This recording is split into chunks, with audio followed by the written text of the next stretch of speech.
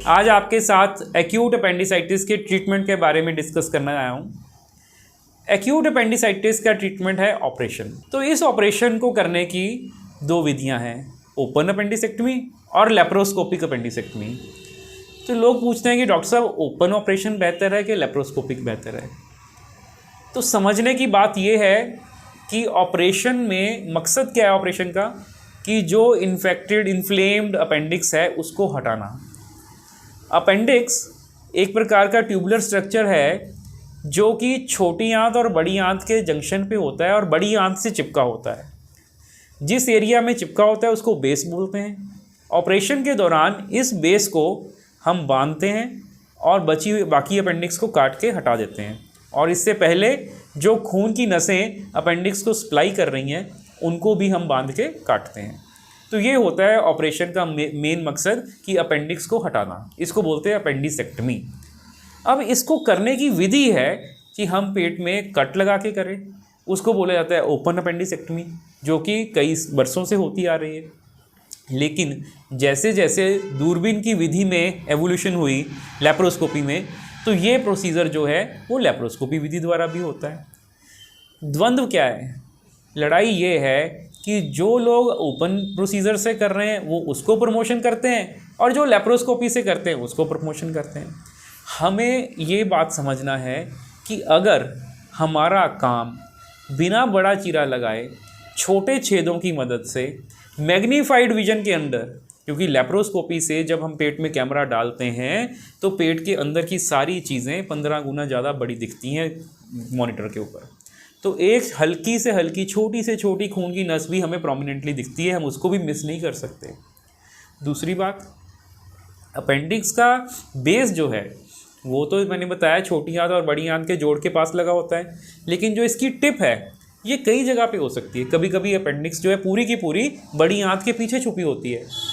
ऐसी सिचुएशंस में laparoscopic surgery में उसको ढूंढना आसान हो जाता है, जबकि ओपन सर्जरी में जब हमने इतना सा चीरा लगाया हुआ है, मान लीजिए 2 इंच का चीरा है, तो ऐसी कंडीशन में अपेंडिक्स को ढूंढना ज़्यादा मुश्किल हो जाता है।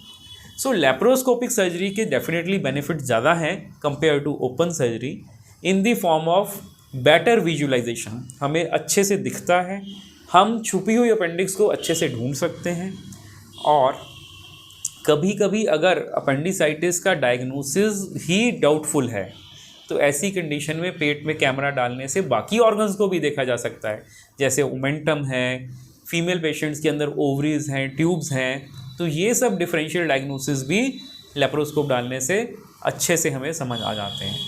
तो अगर अपेंडिक्स फटा नहीं है, सिर्फ सूजा हुआ है, तो ऐसी सिचुएशन में लेप्रोस्कोपिक सर्जरी बहुत आराम से हो भी जाती है, और इसके बाद पेशेंट को भी बहुत आराम रहता है, क्योंकि पेट में सिर्फ होल्स बनते हैं और जैसे ही ऑपरेशन ख़त्म हुआ, औजार बाहर निकाल लिए, तो स्किन के ऊपर एक एक स्टिच आता है। मसल्स के अंदर, फ्लैश के अंदर कोई स्टिचिंग नहीं होती लेप्रोस्कोपिक सर्जरी में। तो पेशेंट की मूवमेंट्स जो हैं, 1 घंटे 2 घंटे में पेशेंट आराम से उठ बैठ सकता है। जैसे ही एनेस्थीसिया का असर ख़त्म हुआ तो उठने बैठने, करवट लेने, चलने में कोई भी पाबंदी नहीं होती, क्योंकि अंदर तो कोई टांका लगा ही नहीं जो टूटने का सवाल हो। सो आम जनमानस में यही डर रहता है ना, उठना नहीं है भैया, टांका टूट जाएगा।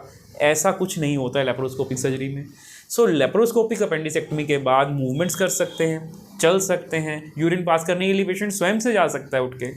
और अगर बेस हेल्दी है और सर्जन ने उसको अच्छे से टाई कर दिया लेप्रोस्कोपिकली, तो 2-3 घंटे के बाद लिक्विड डाइट स्टार्ट कर सकते हैं।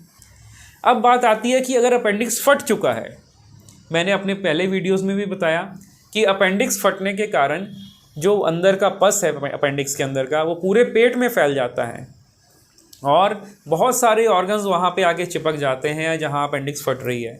तो ऐसी सूरत में अगर लेप्रोस्कोपिक सर्जरी फिजिबल नहीं है या सेफ़ नहीं है, तो बेहतर रहता है कि उसको ओपन द्वारा, मिड लाइन चीरे द्वारा किया जाए। जहाँ जहाँ पस है उसकी धुलाई की जाए, और जो फटी हुई अपेंडिक्स है, जो कल्प्रिट है, उसको निकाल के बेस की सिलाई की जाए।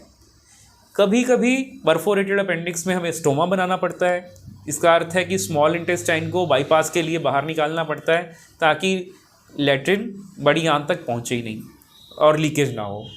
तो परफोरेटेड अपेंडिक्स में ज़्यादातर केसेस में ओपन सर्जरी करनी पड़ती है, बट जो नॉन परफोरेटेड एक्यूट अपेंडिसाइटिस है, जिनमें अभी अपेंडिक्स फटी नहीं है, उसमें लेप्रोस्कोपिक अपेंडिसेक्टमी बेहतर रहती है।